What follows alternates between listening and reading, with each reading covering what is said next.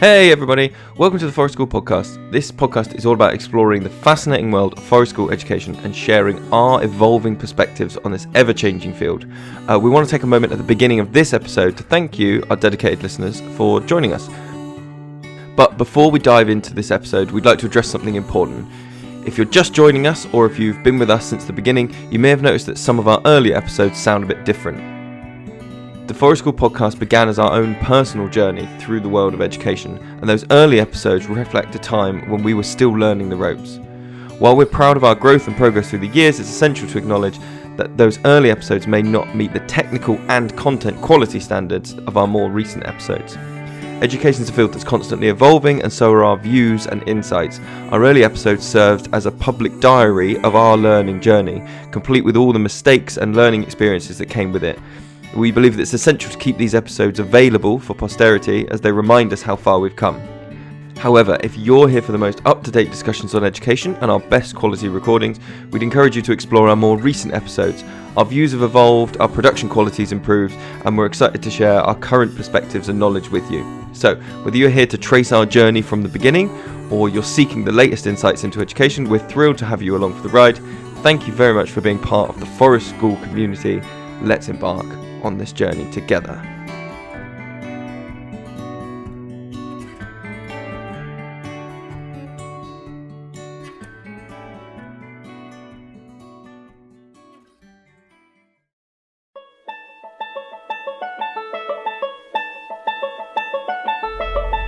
Cool. Right, so we're in. I don't know what episode this is, but we're recording it in the car, which is why it might be a little bit shaky.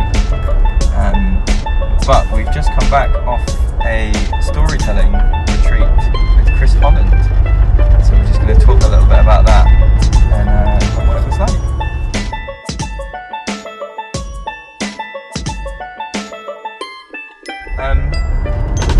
What did you think? What did you reckon? Was it what you thought it was going to be? I think it was less kind of teacherly than I thought it was going to be, which is actually good. Right.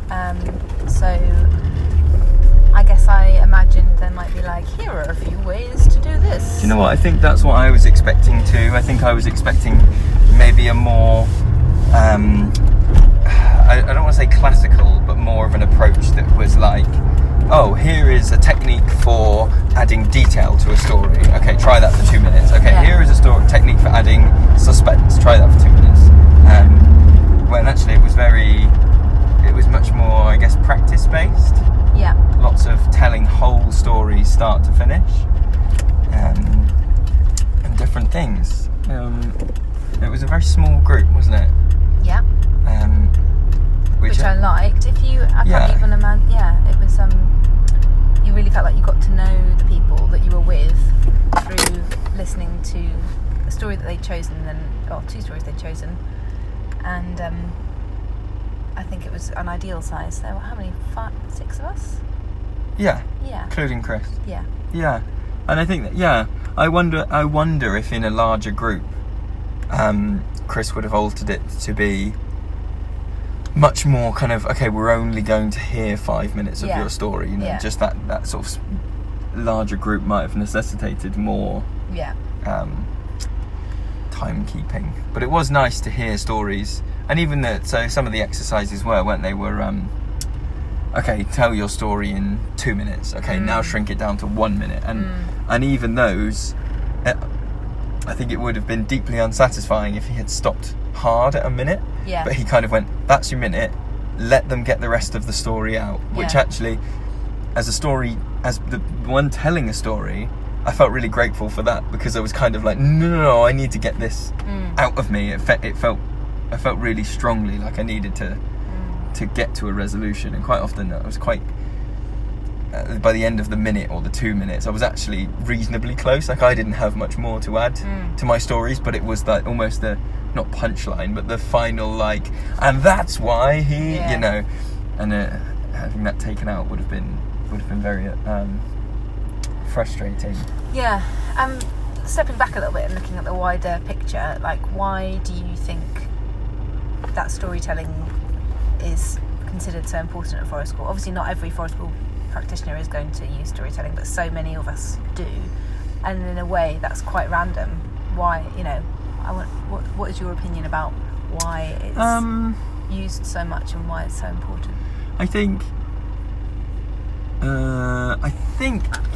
if you're very honest with yourself, storytelling is actually how you communicate far more of the time than we possibly realise.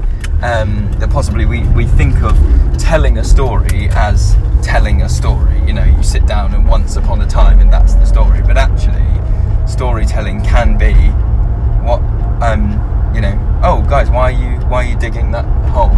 And then they go, oh well, we were doing this and then this happened, and then that is telling a story. That is storytelling, or how you explain. So that actually occurred to me as well, and I thought about how you and I waste so much time waffling with one another, because that's how we converse. I think some people, I think we all do it, but I think you and I both will go, oh, this thing happened at the weekend. Oh, but before I tell you that, you need to know the backstory of that person, because do you remember that person that I told you about? That there's the thing about the thing about the thing, and that thing. Anyway, that's and given half a chance, you and I would just do that for ages and not actually do anything else. And when you sort of realise that, then it helps, I think, with a sense of performance of storytelling in inverted commas. So you can feel less nervous and less het up about doing it, because you realise you do it all the time. That's how we talk to our friends and family. It is how you explain, is you tell someone about your day, and it is also how you tell someone about this prince's day from 1,000 years ago and where he went, or all those things. So I think that's why I think it's an important skill and possibly an underappreciated skill. And I think we all know people, maybe subconsciously, who tell a good story of their own life. You do know some people who you go, oh, I could just listen to them talk for hours, and they know that. And I wonder if that's where I thought we were going to be taught more. Oh, this is how you structure it and hold off things like this until the end and those things. Maybe that's more public speaking as opposed to storytelling, which doesn't have as many rules and is a little bit more freeform. I kind of think that even if I think you probably could go down the rules and structuring sort of road of storytelling training, but that wasn't, first of all, that wasn't kind of like advertised as training, was it? I don't think that was his intent. Retreat, exactly. And I think, and with hindsight, I think it's better not to do that, because especially if you're feeling a bit nervous or underconfident, if you're trying to remember, oh, but no, I didn't adhere to the rule of leaving something out till the end, I didn't do threes, or pausing or whatever. Oh, God, I failed. And actually, it's about you and what you're comfortable with and how you tell a story. And you've got to discover your own style, haven't you? And you can only really do that through practice. And so something like that, which is very enabling and just encourages you to just go for it and learn new stories. It doesn't take you that long. I like that in the afternoon. That we had to choose a story from a book that Chris had bought lots of books, and you just had to choose a story that was relatively short and appealed to you. We didn't really have long to choose it, and then learn it, tell it in 2 minutes, tell it in 1 minute, and then tell it again at the end in full. And it showed you really that was a couple of hours. I mean, not even that. Because inside of that we made a storyboard, and you're listening to. And you're listening to lots of other people's stories too. So do you know what? That was just you. I found it. I don't know if you were aware that I was doing it, but whenever the opportunity came up, I was trying to tell my story first, because I found it very difficult to listen, knowing I was going to sort of go next or go in a few.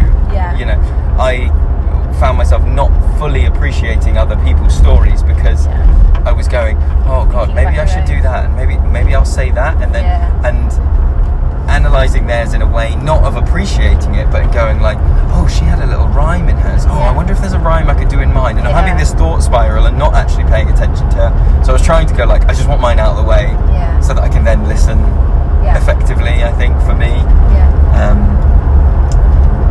do you think there's anything that you are immediately like, oh, we're going to go and do that straight away on Monday when we're back in? I really loved using musical instruments for not just adding effects during the story, but also as a signal that the story was starting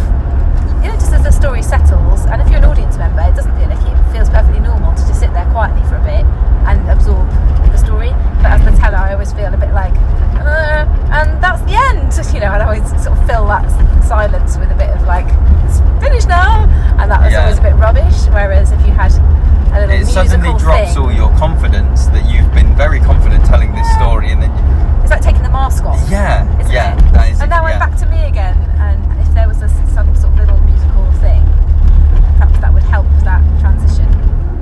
Yeah, I think It's a bit like your poncho, isn't it? You take your poncho off. I do. Yeah, we should explain that more. I have a big black and white. You know, it's a Glastonbury poncho, basically, thick, heavy thing. And it initially started. Initially, I was doing it for like it wasn't for anybody else other than me. It was like, I need to have this mask so that I can.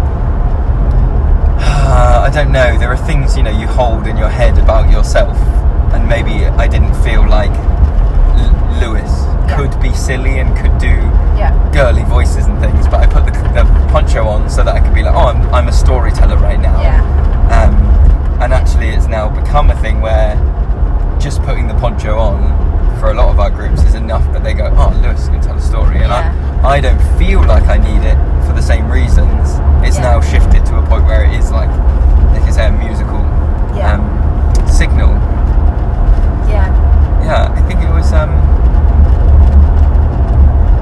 was very interesting that we kind of, I would say without meaning to necessarily, lots of our stories that we chose to tell to each other ended up down a folky route, down an ancient or a folky or a fable-y kind of route. There weren't many, and I was wondering through today if there's a reason that we don't tell modern stories with the same effect, you know, because it would still be a story if you recounted an episode of EastEnders.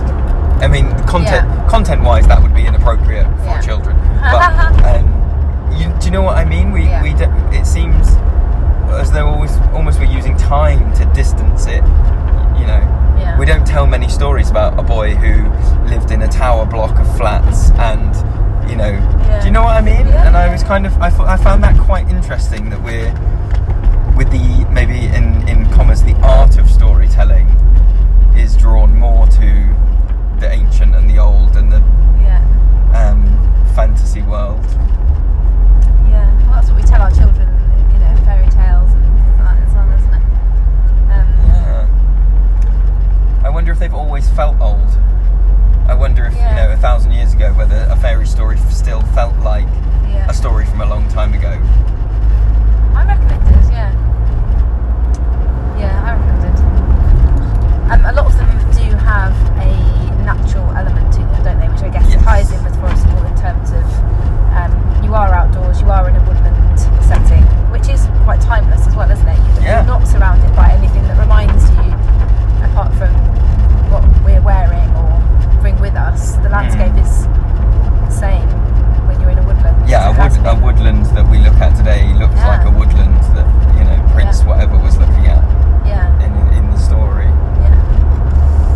And almost sort of throws us back to an older time where we had more of an oral storytelling tradition, so it does somehow fit, I think, to be telling stories outdoors in the woods.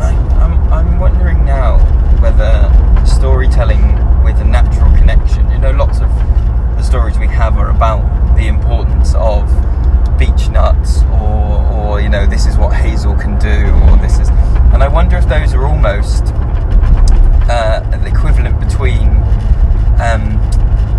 you can get to know a person over a very long time, or you can shortcut it if somebody who already knows them tells you a story about them. And so we're shortcutting that relationship with the children to be like, okay, you will eventually, I hope, develop a relationship with this oak tree, but let me tell you a story about it to shortcut that you know, it's a bit like, let me tell you about John, and then when you meet John, you've already got this thing. So when you meet the oak trees, you've then already got this, I've heard a story about you. You know, absolutely. It is a it's almost like a teaching tool, and probably has been always in the past, you know, about the natural qualities of things, and it's a way of passing it down. That's not necessarily sterile and the oak bark is this thick and Yeah. and maybe innately we as humans worked out a long time ago that stories are easier to remember than facts and methods, and particularly before writing was commonplace, the best way to remember things and to pass things on was through storytelling. Yeah. We were talking a bit today about how storytelling influences or sort of expands children's play as well. So it feels good to be storytelling in that oral tradition at forest school, and then seeing where that might spark children's imaginations. Maybe not even that session, but in the future, in terms of things that they might role play or ways which their imagination will take them as a springboard from the story that you've told. And I think that's a nice way to think of stories, isn't it? Is as springboards, because it kind of, going back to what you were saying earlier, thinking of it as a springboard alleviates maybe some of the guilt that you might feel of a story not having a neatly tied up in a bow ending. Yeah. Because you might not feel it immediately, but when the kids run off and immediately go off and build a den and either reenact something from the story or take something from the story and metaphorically run with it, you can feel like, oh, okay, the story didn't have an ending because it hasn't ended. Yeah. It is still going with them. I think there is something that feels very old in forest school about connecting it with I think maybe because a lot of the physical skills that you do in forest school, like the bushcraft side of things, could otherwise be referred to as primitive and very as is the buzzword, recapitulative. Yes. We're exploring earlier evolutions of mankind's history, and storytelling is one of the earliest and most persistent elements of our history. And I wonder whether also there's an element of maybe telling stories to help children practice listening. Oh yeah. In that is not a skill that children naturally, well, some children do naturally listen, but it's almost, for some children sitting and listening and taking on information is very difficult, and so it's kind of this is a way you can sit and take it in and rest and recharge as well. That's all kind of connecting to our previous podcast about kind of rhythm and the flow of a session. There sometimes and we were talking about that, weren't we, last time, about feeling it, like feeling the energy of the group and going, this is a storytelling moment. Yes. And going, the group actually needs that right now for whatever reason, whether it is a physical rest and sit down from whatever active stuff they've been doing, or whether it is a need for that kind of cozy hygge type feeling of sitting around a fire and sharing. Hygge, very on brand. Well, actually it sparked something there. You saying they need a hygge, and actually that's made me think as well. We talked today about children needing a safe way to experience peril and experiences in life, and like you learn from watching an older sibling do things.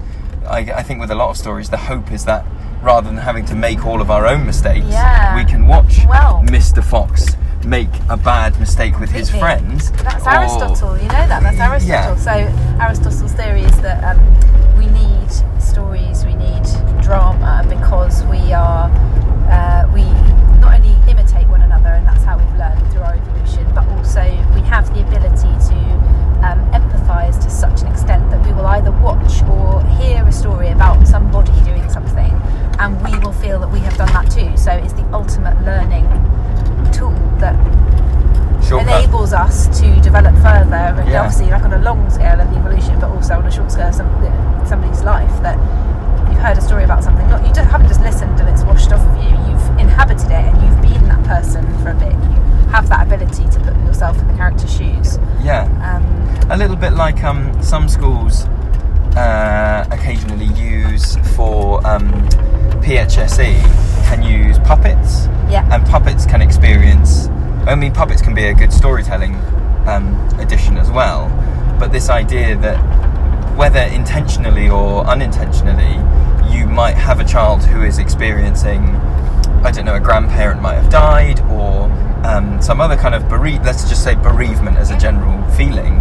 And if you tell a story that involves bereavement, they can empathise really, but also they can possibly, that they couldn't do to themselves, they can suggest to a puppet or to a character, oh, she should try saying goodbye to her grandma. Like, they would never say that to them, you know. They couldn't necessarily verbalise themselves like, I'd like to say goodbye to grandma, but they might be able to listen to a story or see a puppet and go, I think she'll want to do that with, you know, whatever. There's also social stories, aren't there, which are of help for autistic children. So on a very, you know, turning it into a simple story about something that is challenging or